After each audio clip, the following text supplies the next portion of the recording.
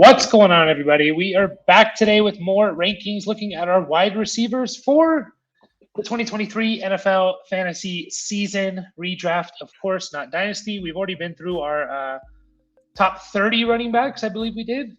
And we've been through our quarterbacks, and now we're going through our running backs. We got some good feedback from you guys with those videos, and appreciate you guys watching those and liking them. And that's awesome. But yeah, we're looking at wide receivers. This is our first video. We're going to be looking at the top 36, since I think a lot of leagues do 3 wide receivers. This is for half PPR leagues, again, for redraft in 2023 season. As usual, joined by my father, Jeff. How's it going? How's it going? How's everybody doing? Pretty good. I have a question. I always like asking you these. And I read it on Twitter actually a few days ago. It said, at the age of 33, Cam Jordan from the Saints, is already a Hall of Famer. And I wanted to hear what you thought about that, Dad. Before you answer, I'm going to give you just some stats. He was drafted in 2011. He's never missed a game. I thought that was amazing. He's played in every single game since 2011, since he was drafted, that has to be getting close to a record for a defensive lineman, right? I mean, 192 straight games. It seems that way. 115 and a half career sacks. If you look at players since 2011, he is number 2 since 2011 in sacks. I forget who he's behind. He's right ahead of J.J. Watt. I think he's behind Von Miller, right behind Von Miller during that stretch. He just put up 21 sacks the last 2 years, so he's not really slowing down as of now. And then if you want to get into the more advanced stuff, the PFF, they've had him ranked basically since 2016. They've had him ranked as a top 10. 2016 to 2021, he was a top 10 edge guy, defensive end. And I think he had a 3-4 year stretch where he was like a top 5 guy in that same stretch. So I'm just curious, what do you think? Cameron Jordan for the Saints, a Hall of Famer? Yeah, I think I would be leaning that direction. And I know his career's been pretty good. And now that you threw all that information out there, that kind of, I know you could compare him to, I'm sure J.J. Watt's going to go right into the Hall of Fame.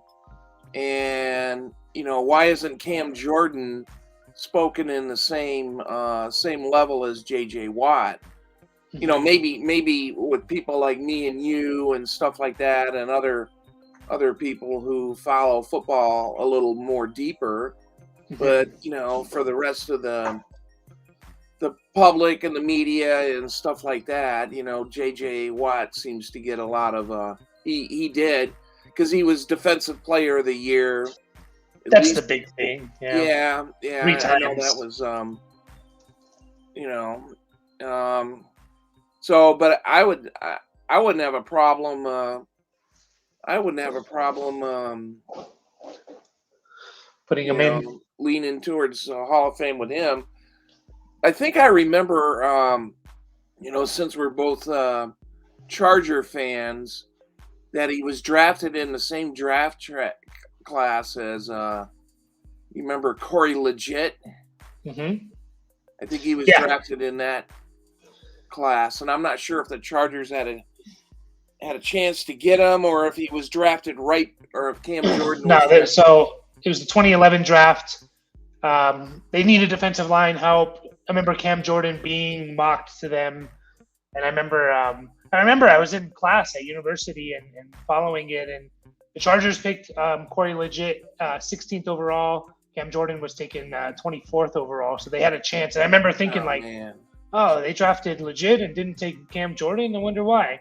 Yeah. And obviously, we've seen how that. But we know why now, because they goofed up. Yeah, sometimes it's scheme fit type. Like maybe Legit was more of a defensive interior guy than he was a pass rushing edge guy. But yeah, I think Cam Jordan, going back to your point, I think he's closer to I think he's closer to J.J. Watt than people think. I think J.J. Watt's on a little bit different level. 3 Defensive Players of the Year. Only 3 players have done that: Aaron Donald, J.J. Watt, Lawrence Taylor. Those are the only 3 guys to win Defensive Player of the Year 3 times. But, yeah.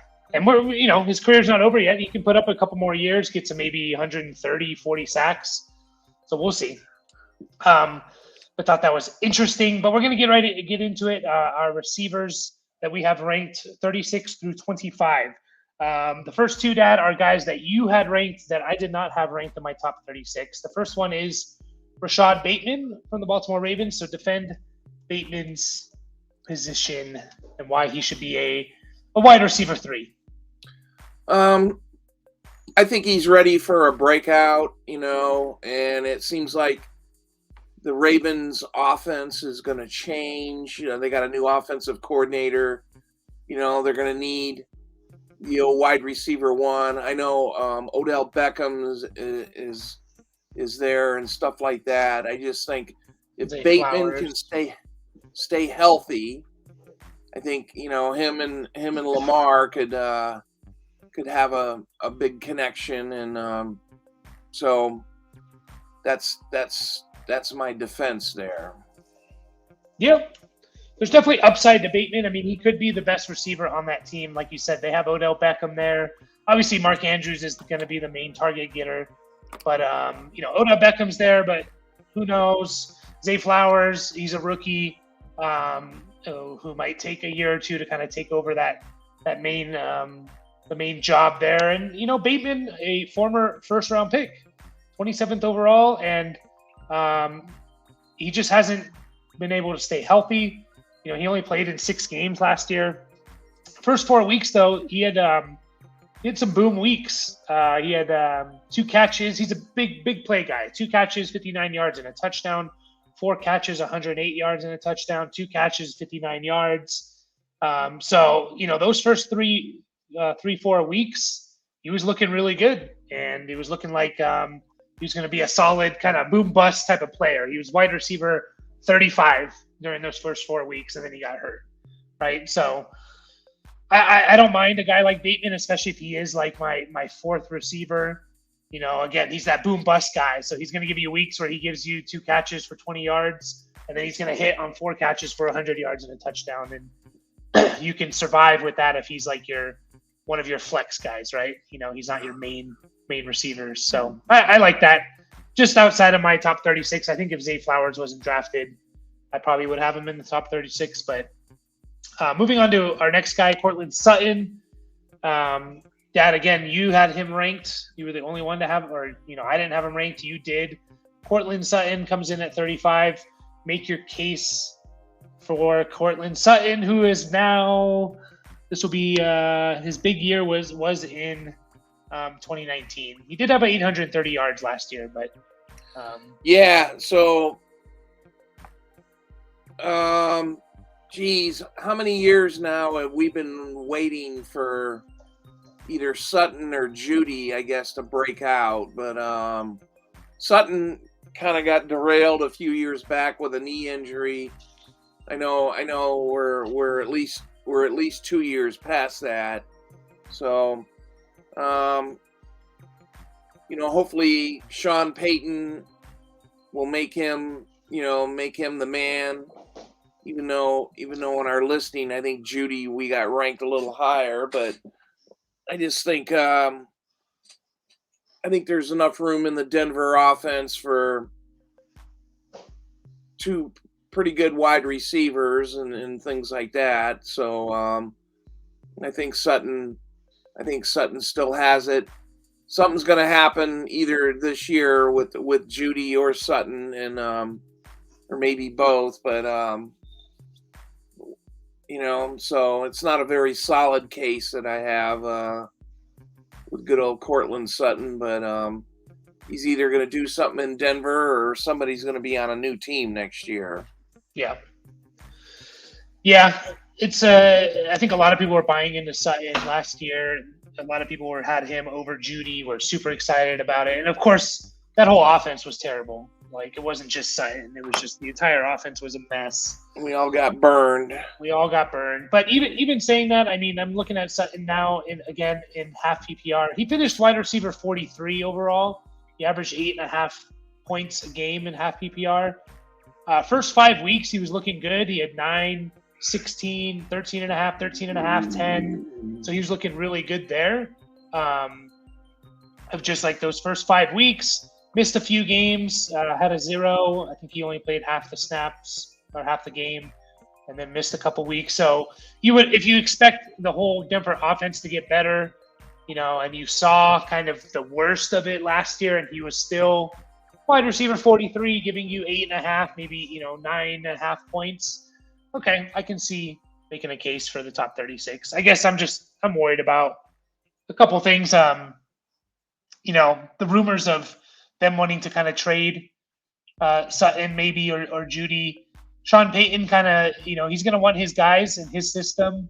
They took Marvin Mims in the second round, traded up for him, their first overall, their first pick in the draft.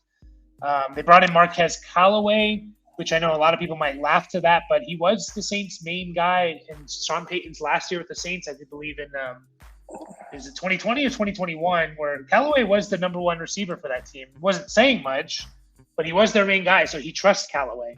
So a couple things like that worry me, but we've seen the potential for Sutton, and hopefully that whole offense can get back to what it was before. But yeah, next guy on our list is a guy that I have ranked at that you don't, Treylon Burks. I don't have him ranked too high. I have him 29th overall. I liked Burks coming out of college.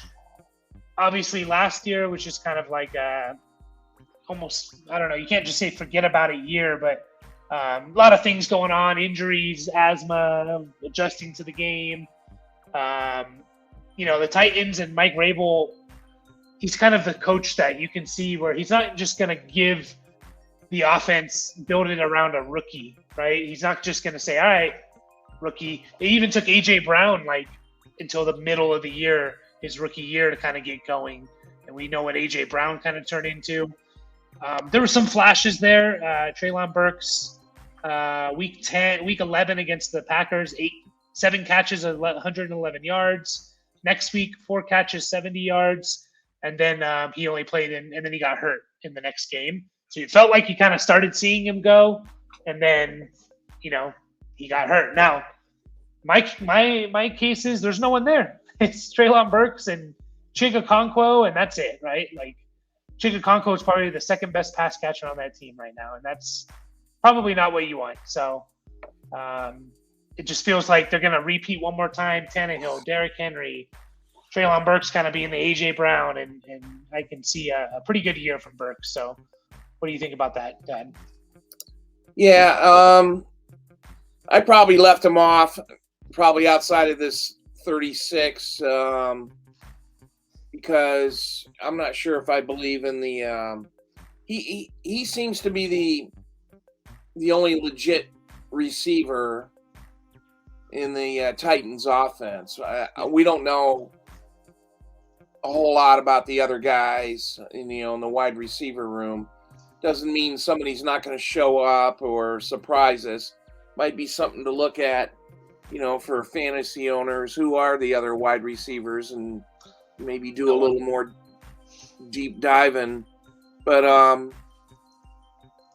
so I don't see him being a top 36 receiver. But for me, he's just right outside this whole grouping. Yeah. I mean, you can't really argue against it. I mean, he hasn't proven it. The whole offense is, who knows what to expect from it. But I like to take the potentially of him, second-year receiver. So next guy coming in on our list is Diontae Johnson from the Pittsburgh Steelers. Dad, you had him 33rd overall. I had him 31st, so we're pretty close there. Just kind of looking at his stats the last 3 years. Diontae Johnson in 2020 was wide receiver 23, averaging 12 points a game. So he's a wide receiver 2. 2021, he was wide receiver 9, averaging almost 14 points a game, which I think a lot of people are shocked of. And last year, he was wide receiver 39, averaging 8 points a game. So his points went down. But if you look at his stats, the only thing that really went down was his touchdowns. He had 0 touchdowns last year. He still had 86 catches, almost 900 yards, which is pretty close to his last 2 years. 2021, he had 100 catches, 1,100 yards. But it was basically the touchdowns where even if he gets 4 touchdowns, he's going to be a solid top 30 receiver, if not higher. So Diontae Johnson, Dad, are you kind of expecting more of the same, kind of a target hog, a little bit better in PPR, but kind of expecting that 90 catches, 900-ish yards, and hopefully 4 or 5 touchdowns? Yeah, I would think, he's kind of played a part in the Pittsburgh offense, their passing game. And I think he should continue that. And, I think everybody expects slightly a little bit more. Now we have on the other side, you got the clear George Pickett. We got the clear wide receiver too. I know for a few years, it was Juju and Chase Claypool and all those guys. They're all gone now. So there should be plenty of work for Diontae Johnson. The end zone thing is kind of a problem, but hopefully he can working with the rookie quarterback or the second-year quarterback now. Yeah. Things will get a little bit better. Yeah. And I think the touchdown thing was just kind of an anomaly last year because you look at his first 3 years, he had 5 touchdowns when he started only 12 games his rookie year, 7 touchdowns, 8 touchdowns. So he's proven he can get to that 6 to 8 touchdown range. So I like Diontae Johnson. I think he's a solid player, a little bit better in PPR, but the reason why I think I have him a little lower is just, I can see him being a wide receiver too. I just don't see a whole lot of potential. I would be very surprised if he gets if he has 1,100 yards, I think that's kind of his top, his ceiling is 1,100 yards. So not too worried about Pickens there. I think they're very different players. So I like Diontae Johnson, just a solid, safe play in my opinion. Moving on, Tyler Lockett. Tyler Lockett coming in at the 32nd player. Dad, I think you're a little higher on him than I am. I have him 35th. You have him 26. So go ahead and start off, Dad, with Lockett and why he should be closer to a wide receiver 2 than a wide receiver 3 in fantasy. He's kind of proven it for a number of years that he's pretty good pass catcher there in the Seattle offense. I know there's some competition now with Jackson Smith, Njigba, so that's the only thing. I think this could be a transition year. So Tyler Lockett might be on the outside, but I'm thinking there's one more year, that this is still gonna happen, and he should be up there. Catches, he's kind of a boom or bust guy. I think we've complained about him between ourselves before. It's like you look at his numbers and you go, how the hell has he got that? And then you go back and you look at, well, he had a couple of really big games and stuff like that, and but he seems to be consistent in catching passes. I know the end zone thing might be a little problem. Maybe. I mean, if you look at his since 2018, basically when he took over as the main starter, he has 45 touchdowns in 5 years. So he's just a guy that consistently, you're never excited when you draft Tyler Lockett And then you look at it at the end of the year, it's like, oh, since 2018, he's been a top 15 receiver every year in half PPR. He's like 15th, 13th. I think he made it into the top 10 one year.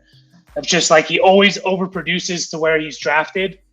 He's always being drafted kind of late in the 8th, 9th round, and then he produces as a high end wide receiver too every year. So he's probably going to do it again this year. He is 30 years old. He's going to be 31 basically, the first month of the season. A little bit of a concern there because that's that age where you start to fall off as a receiver. But, Jason, I really, really like. But I can also see Seattle and Pete Carroll, they're just the kind of team that, maybe they draft a Rashod Penny in the first round or, Christine Michael in the second round. That doesn't mean they're just going to use them their first year. Like you kind of have to earn it type of thing with them. And he's going to have to, JSN's going to have to earn it, And but I do think if anyone does get hurt, it's not going to be Metcalf. It's going to be Lockett because of JSN. But it's hard to argue that, if Tyler Lockett's being drafted as the 32nd overall receiver and you get him there, you're probably going to get value, and he's probably going to be a top 20 guy. And he plays all the time too. Yep. I don't think he ever gets hurt that I remember. He's played in every game. He's only missed one game in his career, it looks like. Yeah. He's since 2015. That's pretty important. Yeah, looks like he's missed one game. He doesn't miss games. So definitely important because that's half the battle of getting to a top 20 receiver is just playing every game. So I'm convinced he'll outproduce where he's drafted again. Mike Willliams coming in at 31st overall. I think a guy that everyone was very, very high on going into last year and disappointed, which, maybe is a surprise. Maybe it's not. Mike Willliams was wide receiver 10 in 2021. And last year he was wide receiver 31. He missed 4 games. But he did average over 11 points a game in half PPR, which is solid. Dad, wide receiver, what are you expecting from Mike Willliams with the Chargers? They throw a lot. They draft Quentin Johnston. What's kind of his floor ceiling? Do you think he can be a top 15 receiver? Yeah, I don't know, man. You kind of go back and forth on Mike Williams quite a bit, when he's in there and playing, and and he seems to do the part. He gets injured a lot. He makes some very, very spectacular catches, and he ends up injuring it himself and making those catches, and he makes some nice deep plays and things like that. He's just it's kind of, then all of a sudden, he's hurt. Something went wrong.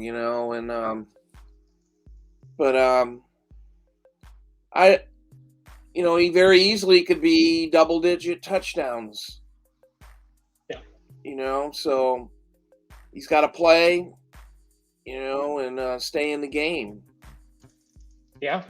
And we know they're going to throw it a lot, like we said. So Yep. I don't know. It is really, really tough. It really is, because I'm just looking at it now. So first 7 weeks where Mike Willliams, played basically every game. Give me 1 second here. He was wide receiver 9. Yeah. For 7 weeks. He had a couple, 2 catches for 10 yards, 1 catch for 15, 2 for 17, but then he had 4 big games in that stretch. And then he missed basically from weeks 8 to 12. He missed those time, or 8 to 13, sorry. And when he comes back, weeks 14 through 18, he's like a top 15 receiver again. So it's really hard. Like when he's in there, like you said, when he's in there, he's essentially a top 15 guy. It's just he needs to be in there. But now you're adding in Quentin Johnston. What's Quentin Johnston going to do to Mike Williams? There's a chance that Quentin Johnston's just better. Like, that's not crazy to say. I think I would lean towards Mike Williams being the better player, but I'm not going to ignore that fact. So it is tough. I want Mike Williams as like my third receiver or my first flex, just a guy that can win you weeks, but he's also going to give you 2 catches for 15 yards, right? That's just the reality of it. So, but just looking at that, when he's healthy, he's on. He's one of the best receivers. So, number 30, we have Mike Evans, which is kind of crazy to think that Mike Evans has fallen this far. I'm going to go out on a limb and say, has Mike Evans ever been outside like wide receiver 16? Like, what's his worst fantasy finish since coming into the league? Essentially, the guy's 1,100 yards and 8+ touchdowns. Good for that every year, right? So he's never had under 1,000 yards. Last 3 years he's had 33 touchdowns. So kind of crazy that he's this low, Dad. I mean, are we worried about Baker Mayfield? Are we worried about his age? Or he is, he'll be 30 before the season starts. What are we worried about with Mike Evans? Yeah, I think it's age. Age, quarterback. I don't know. We heard, we have these side conversations, and we always hear,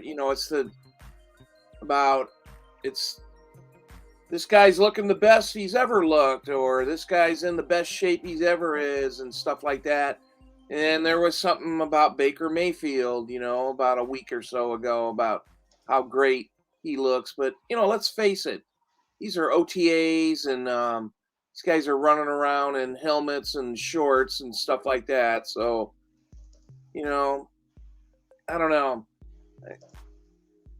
You want to tend to believe that the Buccaneer passing game still will be pretty relevant, with two pretty high end wide receivers. If Mayfield can get him the ball, he should be top 20, top 15, pretty easy. But I'm not sure if everybody believes it. No, we don't, because we've never seen Baker Mayfield support 2 fantasy relevant receivers. And there's a reason for that. And you got a defensive head coach. I think they're going to want to run the ball a lot.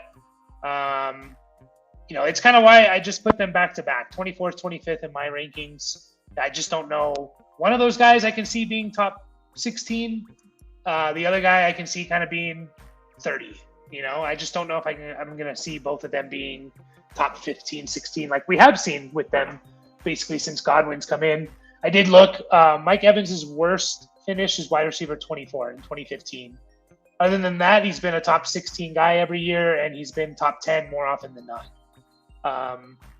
So it is tough. It's tough to have him this far, and I have him 24th, I think. But yeah, it just comes down to, like, again, one of those two, Godwin, Evans, I think one of them will be a top 24 guy, and the other one I think is not. And I just don't know who to choose between the two. So that's kind of why I have him ranked that way. Does have the record for most consecutive 1,000-yard seasons to start their career. Mike Evans does. Every year, I think. Yep, every year. So it's 1, 2, 3, 4, 5, 6, 7, 8, 9. I think going into the last game last year, he did not have 1,000 yards, and he had a 200-yard game. So, he finished with 1,124 yards. So that means he had 924 yards, and he had a 200-yard game. So, wow. Yeah. A little inflated, but we will see how he does this year. We got 5 more guys for you, I believe. 1, 2, 3, 4, 5. Calvin Ridley coming in at 29th, and it makes me think, how did Calvin Ridley finish over Mike Evans? I don't know, kind of crazy. I think I'm a little lower on Ridley. I have him at 30th.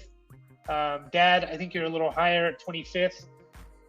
we've seen Ridley be a stud receiver. You know, he put up over 1,300 yards, which not many receivers currently in the league can say that. Dad, what are you expecting from Calvin Ridley if he plays 17 games this year? Yeah,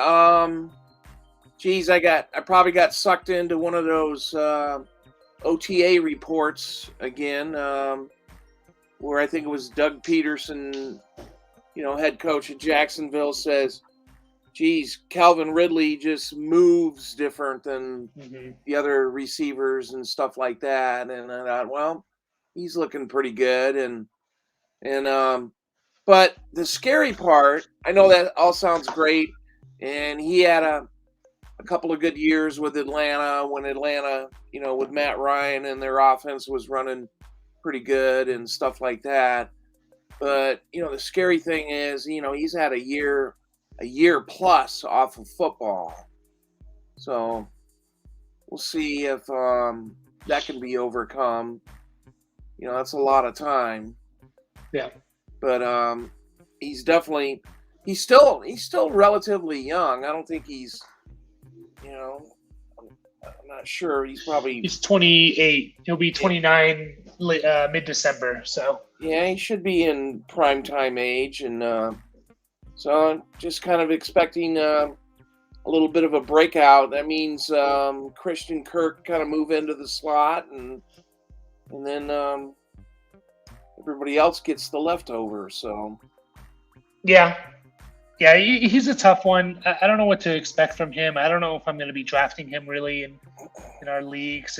It's tough. It really is, because I think people are going to be very high on him, which is why I don't want to draft him as like my wide receiver 2, I guess is what I'm trying to say.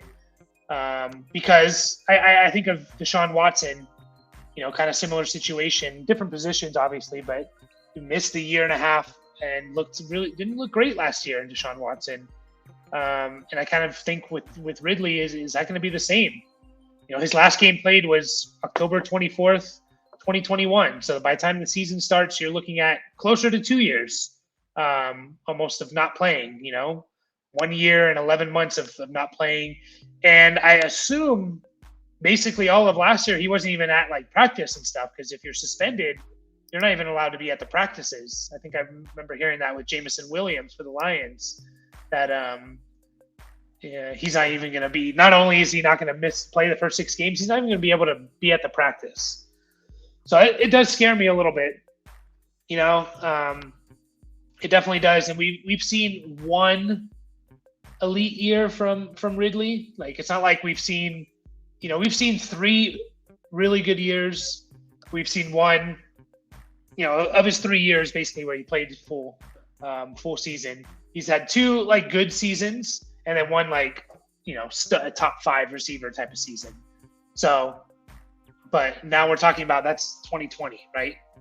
That was in 2020, 3 years ago. So a little worried about that for sure. I don't know if I'm going to be drafting Ridley, to be honest, but I can't ignore the fact that he has the potential to be really good and paired with Trevor Lawrence. So, but 4 more for you guys. Michael Pittman Jr. coming in 28th overall. Pittman, I think, again, a lot of people were high on last year. I think the offense kind of melted down a little bit. And that was part of the reason. He still caught 99 catches, which I think surprises a lot of people. Did not get over 1,000 yards, though, with those 99 catches. Michael Pittman, Anthony Richardson. Dad, what is the ceiling with Anthony Richardson if he starts 17 games this year? It seems to be a little slightly a little scary, I think. But somebody, I could swap Treylon Burks and Michael Pittman in my list, from these positions very easily. But that's kind of how I think of both of them. That but somebody's got to be wide. You would think somebody's got to be wide receiver 1 on the team, and somebody's got to build a rapport with the quarterback. That was kind of surprising. As horrible as as Indianapolis was last year, and he still caught 99 passes. Mm-hmm. But they must have been a lot of dinking and dunking. Didn't even get 1,000 yards off of it. Yep. Yeah. No, it's concerning. I don't think it was Michael Pittman's fault. I did make a video about Anthony Richardson and just kind of what to expect from the passing game in general. And it's not great. It really isn't. And just looking at rookie quarterbacks since 2000, and there hasn't been many top wide receiver one finishes with rookie quarterbacks. There's been a few, but not many. And not even a lot of wide receiver flex worthy guys. So it's tough with Michael Pittman. I hope he can be a target hog, but even if he's a target hog, getting 30% of the targets, which is a number that only a couple of receivers get to every year, it feels like his ceiling is kind of like 1,000-yard, 1,100-yard kind of ceiling. So he needs to get a lot of touchdowns, I think, to be a wide receiver too. So that's kind of why I have him ranked a little lower here. So it is concerning with Anthony Richardson year one, at least.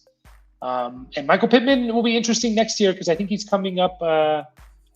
He was a second-round pick, I want to say. Yeah, second-round pick. Yeah. And this is his last year with the Colts, probably. So we'll see what they do. I think someone's going to pay him kind of like a Christian Kirk. He got a lot of money when he hasn't, maybe more than he should have, but then he kind of proved it last year that he's a good player. So, but moving on, Marquise Brown coming in 27th overall. Marquise Brown, I have him 21st.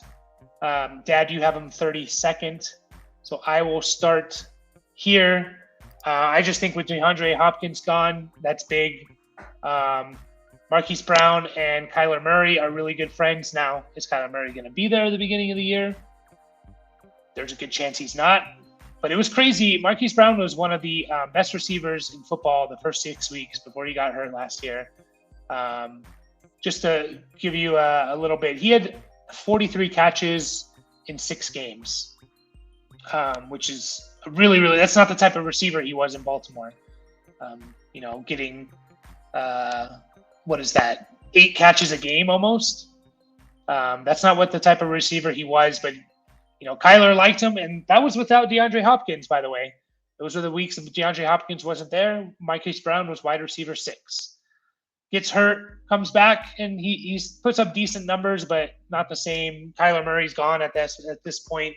So I just think a full season, even if Kyler misses a month, I'm expecting career year from Marquise Brown in 2022 or 2023. Dad, how you feeling, Marquise Brown? Are you afraid of him? Yeah, I don't think I've really seen it with this guy. Those were interesting numbers that you just put out. I guess I didn't realize how prolific he was, before he got injured. And I'm not sure what kind of wide receiver he is. I know in Baltimore he was the deep guy, and apparently he didn't like that, and I'm a better wide receiver than this, and they traded him to Arizona, and I don't know. I just don't. I personally don't have a warm, fuzzy feeling with this guy. But again, somebody's going to have to produce in the offense for Arizona. So, he should have some pretty good numbers. Yeah. Yeah, he was kind of the deep guy in Baltimore, but at the same time, in his last year in Baltimore in 2021, he had 90 catches and 1,000 yards. So, he's a little bit more than just a deep guy, and he was kind of proving that last year. Again, his first 6 weeks. So I'm expecting big things. Still young. I can see a big year, and there's not much else there in Arizona, honestly. So hopefully Kyler is healthy the whole year. 2 more guys. We have Christian Watson coming in 26th overall. Christian Watson was on fire for a short stretch there last year. Dad, what are you expecting from the second-year receiver now with Jordan Love as his quarterback? Yeah, I would. We kind of seen it on the last, at least last half or last third of the year with Rodgers as a quarterback. As long as he stays healthy, and I'm sure he's built a little rapport with Jordan Love. Expect him to be kind of the money man there in Green Bay. Yeah, I mean, he kind of has the wide receiver room there, I would say. I don't know. I'm just worried about like his stretch was kind of fluky in the sense because it was just so heavy touchdown based. I mean, if you just look at it was a 4-week stretch from week 10 to week 13. He had 15 catches and he had 7 touchdowns. Like that's crazy. 15 catches and 7 touchdowns. That's just not going to happen. You're not going to get a touchdown every other catch, essentially. So that's why I'm just a little worried about him. The talent's there though to him to develop, but you can't ignore the fact like you can get better, you can become a better player. So I'm not completely ignoring that. But yeah, that stretch was pretty awesome to see. He was wide receiver 2 during that stretch. But in the second half of the season, weeks 10 to 18, he was wide receiver 7, mostly because of those 4 weeks. But I don't know. It's just tough for me to get super excited when it's a little touchdown heavy like that. I can see him being that kind of receiver, but obviously there's going to be a regression in the touchdowns, So I kind of look at the next 4 weeks that he did to finish the year where he went 4 for 46, 6 for 49, 1 for 11, 5 for 105, no touchdowns in any of those games. I kind of expect a little bit more of that with the occasional touchdown coming in. But a lot of it's going to depend on what Jordan Love is as well. So, like you said, it's kind of Watson, and you got some rookies there at tight end and receiver, and you got Romeo Doubs. So he is prime setup to be the main guy, right? I don't know. It's just a little hard for me to buy into him because I think people are going to be, again, very, very high on him. I just feel like I'm not going to be getting him for that reason. Last guy coming in at 25th in this video, 25th overall, Drake London, the first round pick last year. Was he the first receiver taken last year? I think he was. Yeah, he was almost top 10, I think. Yep. Played in every game last year. Started 15 games.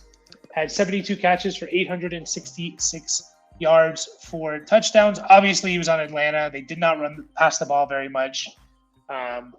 If there's an uptick in them passing, then I think that's what we're hoping for with Drake London. Because if there's not a whole lot to work or look forward to, I should say. Real quick before I get you into it, Daddy, he was wide receiver 36 last year. So, are you expecting an uptick, second-year receiver, and uptick in passing for Atlanta? Yeah, I don't know about the uptick in passing. I mean, we know they drafted Bijan Robinson. They're a run-heavy team, but I would expect year 1 to year 2, uptick in his production, and hopefully the new quarterback can get him the ball and take advantage of his skill set. Mm-hmm.